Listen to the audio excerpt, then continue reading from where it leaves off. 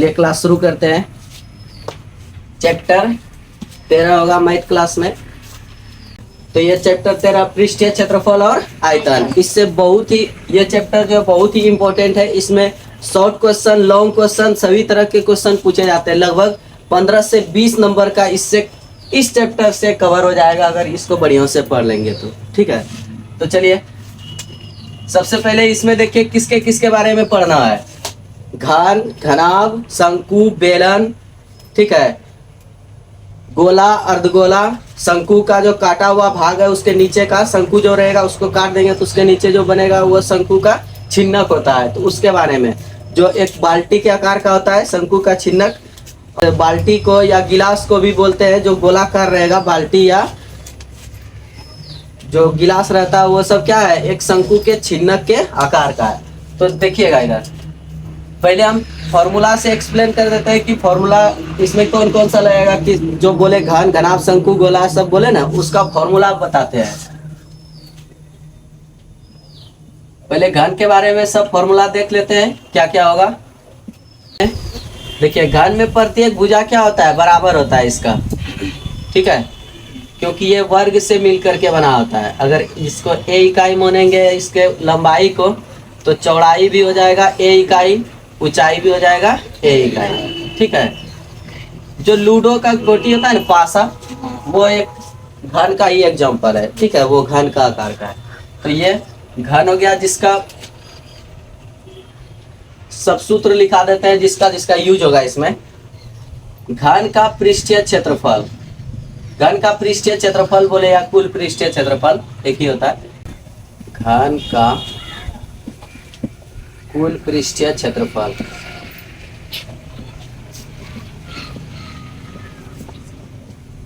छह वर्गाकार सतह से मिलकर बना होता है एक घन। ठीक है, देखिए लूडो का जो पासा रहता है वो खेलते हैं तो 1 2 3 4 5 6 सतह होता है ना, सब देखिएगा बराबर ही रहता है। तो वो 6 वर्गाकार सतह है जो कि मिलकर के क्या बनाता है, घन बनाता है। तो इसलिए इसका वर्ग का क्षेत्रफल क्या होता है, भुजा स्क्वायर। और ये 6 सतह से मिलकर बना है, तो 6 गुना वर्ग का क्षेत्रफल मतलब भुजा स्क्वायर कितना हो जाएगा, 6 गुना भुजा स्क्वायर। तो घन का कुल पृष्ठीय क्षेत्रफल का फॉर्मूला हो गया 6 गुना भुजा स्क्वायर। घन का आयतन, घन का आयतन भुजा क्यूब क्या हो जाएगा, भुजा क्यूब। घन का विकर्ण, घन का विकर्ण का फॉर्मूला आ जाएगा √3 गुना √3 गुना भुजा। ये घन का हो गया। अब आ जाते हैं घनाभ के लिए।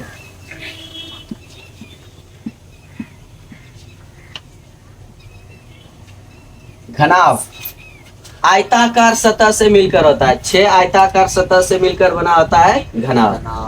कुछ ऑब्जेक्टिव भी उसमें क्लियर कर देते हैं। जैसे घन का पूछ लेगा कि घन के कितने किनारे होते हैं, घन के कितने शीर्ष होते हैं, घन में कितना सतह। तो सतह तो बता दिए कि 6 सतह से मिलकर बना होता है। घन और घनाभ के लिए सब सेम हो जाएगा। तो घन का किनारा 12 को, देखिए एक किनारा 1 2 3 4, 4 नीचे 4 ऊपर, 4 दूना 8 किनारा। अब देखिए इधर सीधा वाला देखिए क्या है, 1 2 3 4, कितना किनारा, 12 किनारे। तो घन में कितने किनारे, 12 किनारे। उसी तरह घनाभ में भी हो जाएगा 12 किनारे। और कितना शीर्ष, किनारे जहाँ पे मिलता है जिस उभयनिष्ठ बिंदु पर, उसको शीर्ष बोलते हैं। जैसे त्रिभुज के ही बारे में बात करेंगे तो त्रिभुज में कितना शीर्ष, 3 शीर्ष, 1 2 और 3। तो यहाँ पे क्या हो रहा है, ये रेखाएं आके मिल रही है जहाँ पे, वो हो जाएगा उसका शीर्ष। तो इसमें देखिए कितना शीर्ष, 1 शीर्ष, 2 शीर्ष, 3 और 4, 4 ऊपर 4 नीचे। तो घन में कितने शीर्ष, 8 शीर्ष। घन में कुल सतहों की संख्या, सतह की संख्या 6, कुल सतह कितना 6, किनारे 12, शीर्ष कितना 8। ठीक है, अब घनाभ के लिए आ रहे हैं। घनाभ में इसको बोलते लंबाई, ये लंबाई हो गया, इसको चौड़ाई, और ये हो जाएगा ऊंचाई। तो लंबाई, चौड़ाई और ऊंचाई रहेगा। इसका जो कुल पृष्ठीय क्षेत्रफल का होगा फॉर्मूला, घनाभ का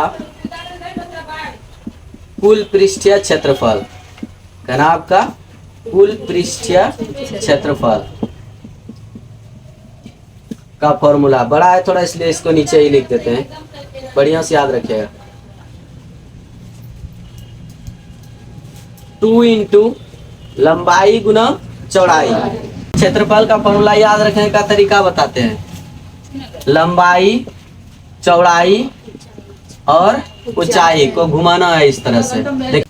चलिए ध्यान दीजिएगा, यहाँ पे देखो तो जो घनाभ के आकार का जो वस्तु रहता है तो वो देखिए बुक है, तो बुक के नीचे का जो सतह रहता है वही ऊपर का सतह रहता है, जो इस साइड का है वो इस साइड का भी रहता है, तो दोनों छोर में जो आमने सामने का सतह रहता है वो हमेशा बराबर होता है, इसलिए 3 क्षेत्रफल निकालते हैं और 2 से गुना कर देते हैं। इसलिए यहाँ पे देखिए 2 गो है, 2 लगा दिया है कि 2 से सब में गुना होगा, 3 क्षेत्रफल निकलेगा, नीचे वाला का, इस साइड का और सामने वाला का, चाहे इस साइड का हो जाए, दोनों साइड का क्या होगा बराबर होगा, नीचे का और ऊपर का बराबर होगा, आगे वाला का और पीछे वाला का बराबर होगा, हमेशा होगा कि नहीं, एक ईंटा के तरह। तो अब देखिए इसका क्षेत्रफल का निकालने का फॉर्मूला देखिए, 2 ले लेंगे, इसी पे घूमना है, लंबाई के बाद कौन है चौड़ाई, लंबाई गुना चौड़ाई, फिर यहाँ पे रुक के प्लस दे देना है, प्लस दे दिए, फिर चौड़ाई के बाद कौन है ऊंचाई, तो चौड़ाई गुना ऊंचाई लिख देंगे, चौड़ाई गुना ऊंचाई, उसके बाद फिर रुक के प्लस दे देंगे, फिर ऊंचाई के बाद कौन है लंबाई, गुना करके लिख देंगे ऊंचाई गुना लंबाई। कोई दिक्कत किसी को, फॉर्मूला तुरंत याद हो जाएगा।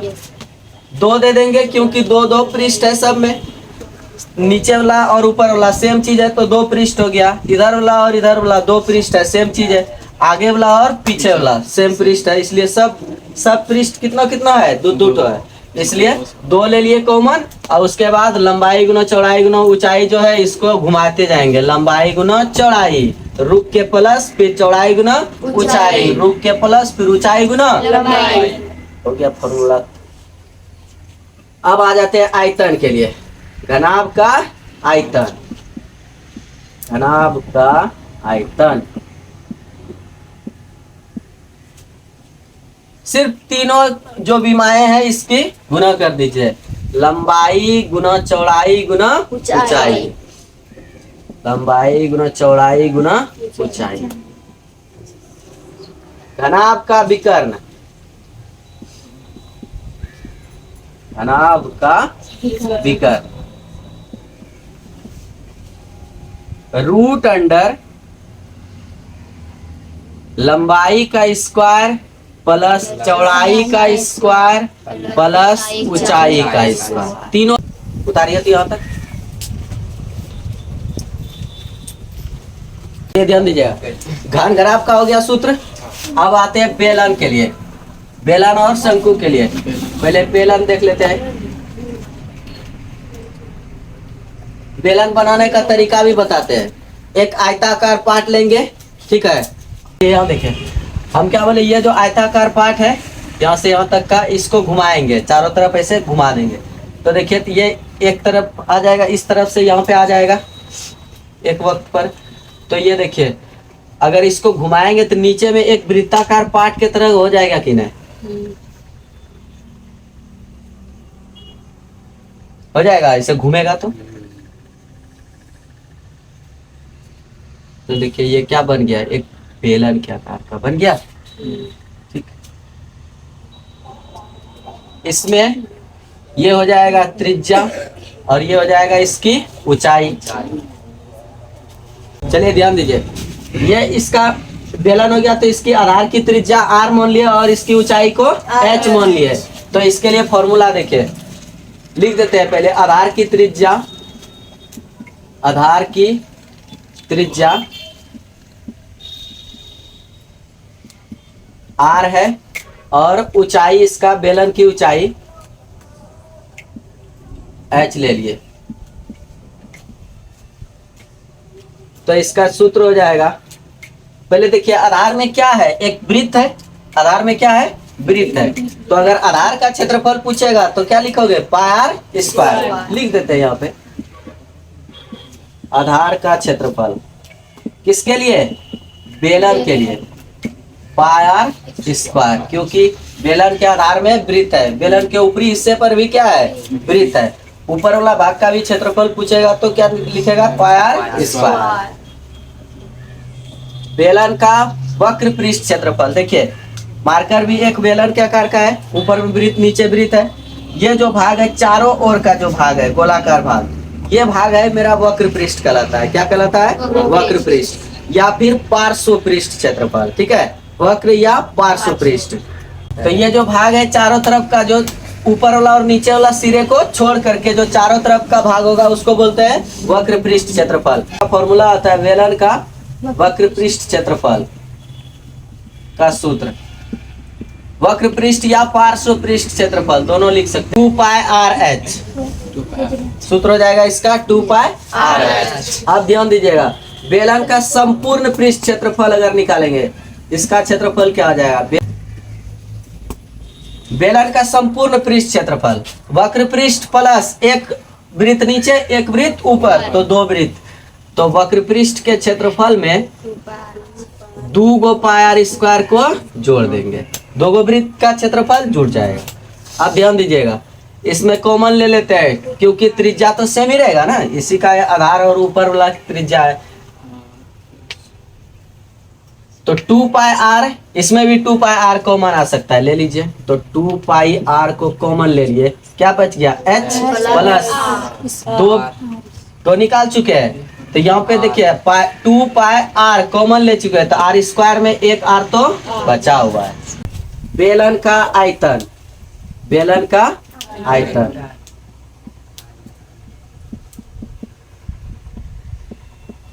बेलन का आयतन पाई आर स्क्वायर इंटू एच हो गया, एकदम सिंपल।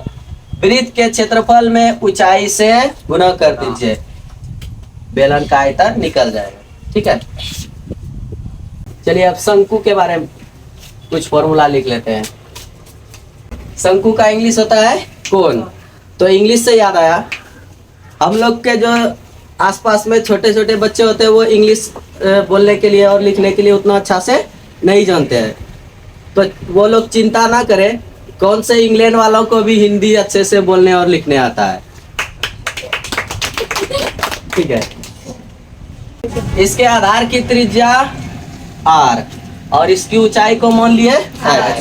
शंकु जो बनता है वह एक समकोण त्रिभुज, देखिए यहाँ से AOB एक समकोण त्रिभुज है, इसको अगर अक्ष ऊंचाई को अक्ष मानकर अगर रोटेट करा देंगे, घुमा देंगे इसको, तो ये जो आकृति बनेगा ज्यामितीय आकृति वो क्या कहलाएगा, शंकु कहलाएगा। तो देखिए इसके आधार में देखिए, तो शंकु के आधार में भी कौन है, वृत्त है। शंकु के आधार में क्या है, वृत्त है। तो अगर हम बोलेंगे शंकु के आधार का क्षेत्रफल, तो क्या लगाएंगे फॉर्मूला, पाई आर स्क्वायर, आधार का क्षेत्रफल, त्रिज्या r है, ऊंचाई h है, तो क्षेत्रफल आधार का क्षेत्रफल क्या हो जाएगा, पाई आर स्क्वायर। शंकु का वक्र पृष्ठ क्षेत्रफल, शंकु का वक्र पृष्ठ क्षेत्रफल, वक्र पृष्ठ क्षेत्रफल का फॉर्मूला हो जाएगा इसका, वक्र पृष्ठ मतलब ये भाग नीचे को छोड़ करके जो ये गोल है, वक्र पृष्ठ क्षेत्रफल पाई आर एल, पाई आर एल। त्रिज्या हो गया, एल को बोलेंगे तिर्यक ऊंचाई, एच को ऊंचाई, तो इससे एक और फॉर्मूला तब आ जाएगा। चलिए अभी पहले इसको कंप्लीट कर लेते हैं। शंकु का संपूर्ण पृष्ठ क्षेत्रफल, शंकु का संपूर्ण पृष्ठ क्षेत्रफल, संपूर्ण पृष्ठ क्षेत्रफल में देखिए जो वक्र पृष्ठ है, जो वक्र पृष्ठ है उसमें क्या जुटेगा और क्या बच गया है, नीचे का आधार का क्षेत्रफल, नीचे में जो आधार का क्षेत्रफल है वह बचा हुआ था, उसको सिर्फ जोड़ देना है। तो वक्र पृष्ठ में जोड़ना है, नीचे के जो आधार में है पाई आर स्क्वायर, आधार का क्षेत्रफल क्या है, पाई आर स्क्वायर। पाई और आर, पाई और आर दोनों में कॉमन ले लीजिए,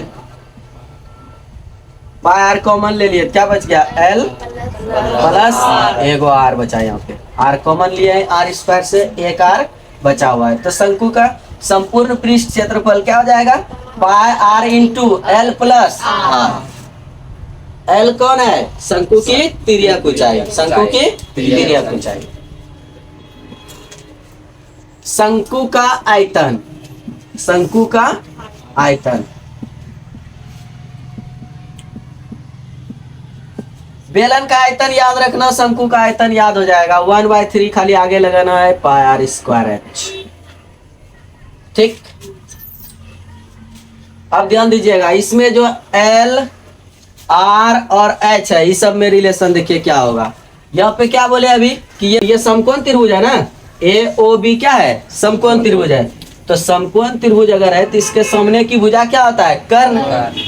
सामने की भुजा को क्या कहते हैं, कर्ण कहते हैं। तो कर्ण बराबर क्या होता है, लंब स्क्वायर जोड़ आधार स्क्वायर। इसका मतलब एल बराबर क्या हो जाएगा, √(h²+ आर स्क्वायर। होगा कि नहीं? कर्ण स्क्वायर बराबर लंब स्क्वायर जोड़ आधार स्क्वायर। स्क्वायर उधर भेज देना है। डायग्राम सही ले लेते हैं कि इसको लिख लेते हैं समकोण त्रिभुज, नहीं लिख देते हैं तिर्यक ऊंचाई के लिए, सिर्फ तिर्यक ऊंचाई। तिर्यक ऊंचाई को एल बोलते हैं। एल मतलब वहां पे जो समकोण त्रिभुज है कर्ण है वो। तो कर्ण बराबर क्या होता है, √, लंब स्क्वायर जोड़ आधार स्क्वायर, मतलब h² आर स्क्वायर।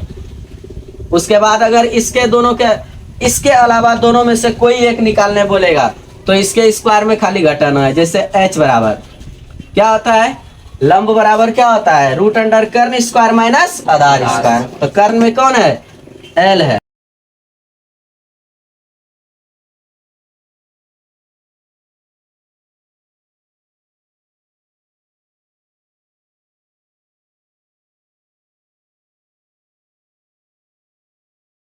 शंकु के चिन्ह का इंग्लिश होता है फ्रस्टम। तो इंग्लिश से याद आया एक और कहानी।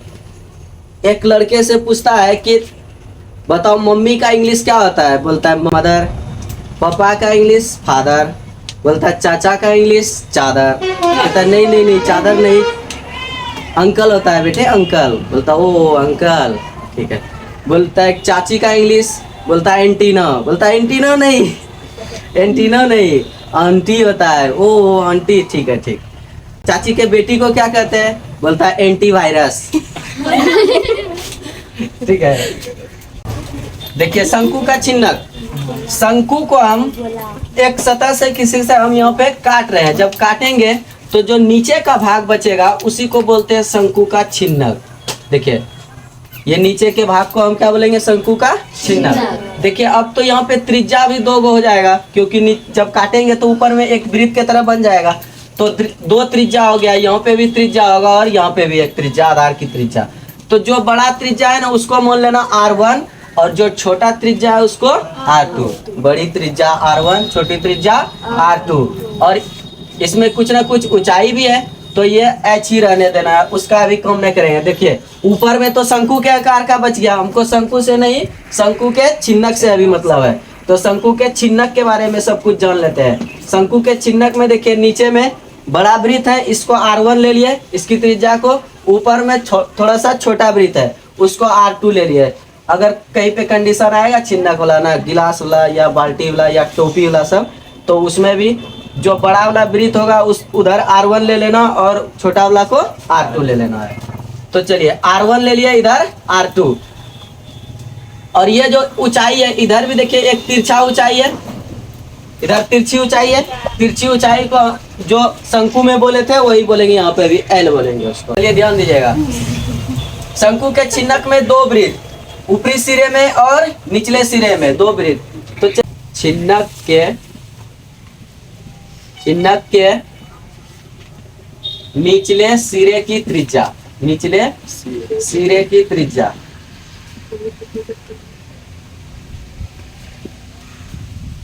क्या लिए हैं, R1 लिए हैं।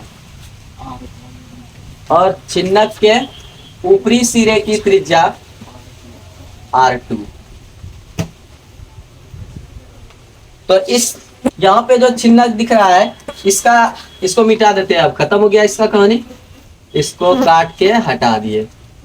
ठीक, इसको काट के हटा दिए। तो अगर नीचे के आधार का, नीचे का क्षेत्रफल निकालने के लिए बोलेगा निचले सिरे का, तो क्या हो जाएगा, πr1 का स्क्वायर। अरे नीचे में वृत्त है ना, लिख देते हैं निचले सिरे का क्षेत्रफल, निचले सिरे का क्षेत्रफल।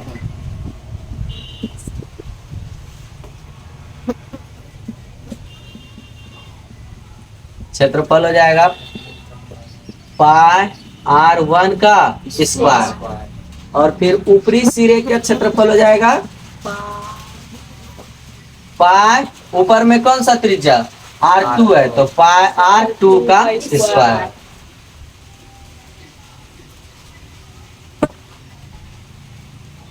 चलिए ध्यान दीजिए, इसमें भी R है, L है, H है, तो फॉर्मूला इसमें भी आ जाएगा L के रिलेशन वाला फॉर्मूला। तो इसका भी पहले फॉर्मूला लिख ही लेते हैं। छिन्नक के लिए तिर्यक ऊंचाई का फॉर्मूला, तिर्यक ऊंचाई का फॉर्मूला आ जाता है, इसको L बोलेंगे। L बराबर फॉर्मूला आ जाएगा H square plus R square होता था शंकु में, यहाँ पे त्रिज्या 2 गो है, तो R1 माइनस R2 का स्क्वायर कर देंगे। H square plus R1 minus R2 का स्क्वायर। कोई दिक्कत किसी को? आपको हो गया। R1 का और R2 का मान, R1 का और R2 का मान तो दिया रहेगा, या फिर कोई परिधि दिया रहेगा, क्षेत्रफल कुछ ना कुछ दिया रहेगा, R1 का और R2 का मान निकल जाएगा। तो सिर्फ L का मान निकालने के लिए फॉर्मूला क्या लिख देंगे, root under H square plus R1 minus R2 का स्क्वायर। अब छिन्नक के बारे में फॉर्मूला लिख रहे हैं, ठीक है, आयतन का, क्षेत्रफल का, सभी का। छिन्नक का आयतन, शंकु के छिन्नक का आयतन, ध्यान से देखिएगा, आयतन ऑब्जेक्टिव के लिए भी मोस्ट इंपोर्टेंट है ये फॉर्मूला। 1/3 R स्क्वायर H था, लेकिन इसमें R स्क्वायर के जगह पे थोड़ा सा चेंजिंग हो जाएगा, R स्क्वायर छोड़ दिया, H लिख दिया ना। 1/3 पाई R स्क्वायर H होता है शंकु का, तो R स्क्वायर के जगह पे इधर लिखेंगे, H लिख दिया पहले। अब देखिएगा R स्क्वायर के जगह कौन कौन आएगा, R1 और R2 है ना, 2 गो R है इस जगह पे छिन्नक के लिए, तो R1 का square plus R1 into R2 plus R2 का स्क्वायर, ठीक है। घुमा फिरा के एक बार R1 का स्क्वायर, एक बार R2 का स्क्वायर, फिर प्लस कर देंगे R1 इंटू R2। कोई दिक्कत? छिन्नक का वक्र पृष्ठ क्षेत्रफल, पृष्ठ क्षेत्रफल,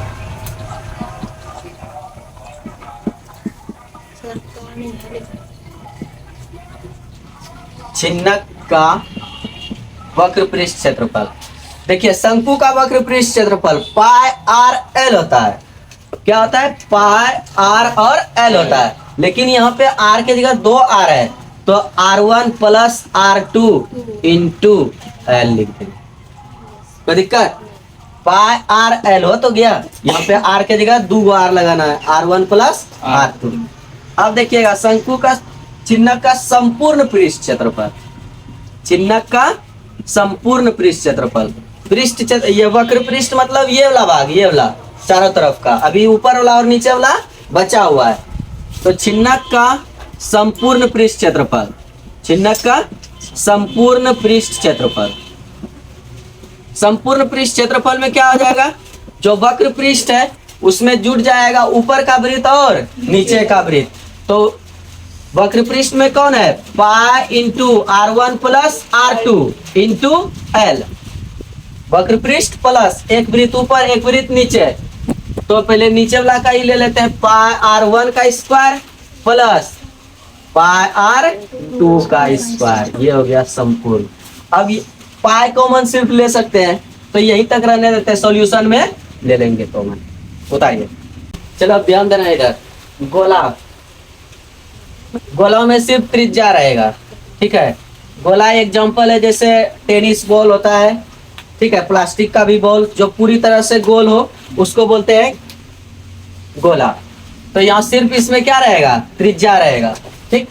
तो इसका देखिए, गोले का पृष्ठीय क्षेत्रफल सब क्या होगा? गोले का पृष्ठीय क्षेत्रफल, गोले का पृष्ठीय क्षेत्रफल, इसमें पृष्ठीय क्षेत्रफल बोले या संपूर्ण पृष्ठ क्षेत्रफल या कुल पृष्ठ क्षेत्रफल, सबका एक ही फॉर्मूला आ जाएगा। पृष्ठीय क्षेत्रफल बराबर 4 पाई आर स्क्वायर, ठीक है, 4 पाई आर स्क्वायर। गोले का आयतन, गोले का आयतन का फॉर्मूला आ जाएगा 4/3 pi r cube, 4/3 pi r cube. दो ये फॉर्मूला इसमें ज्यादा यूज होगा। अब देखिए अर्धगोला,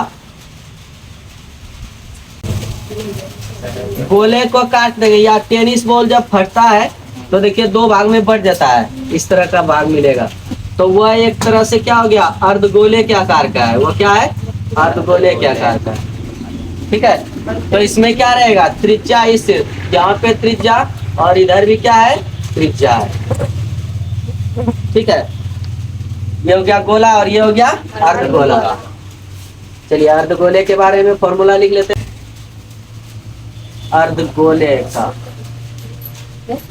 अर्धगोला, अर्धगोले की भी त्रिज्या कितना है, आर है।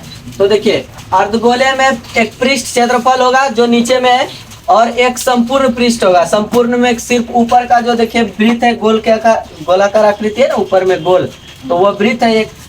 तो पृष्ठ क्षेत्रफल में एगो वृत्त का क्षेत्रफल जोड़ देंगे ऊपर में जो है, वो हो जाएगा संपूर्ण पृष्ठ इसका अर्धगोला का। और पृष्ठ क्षेत्रफल जब बोलेंगे अर्धगोले का तो सिर्फ उसका आ जाएगा 2 पाई आर स्क्वायर। देखिए यहाँ अर्धगोले का पृष्ठ क्षेत्रफल, पृष्ठ क्षेत्रफल का फॉर्मूला आ जाएगा 2 पाई आर स्क्वायर। ठीक, और जब लिखेंगे अर्धगोले का संपूर्ण पृष्ठ क्षेत्रफल, अर्धगोले का संपूर्ण पृष्ठ क्षेत्रफल,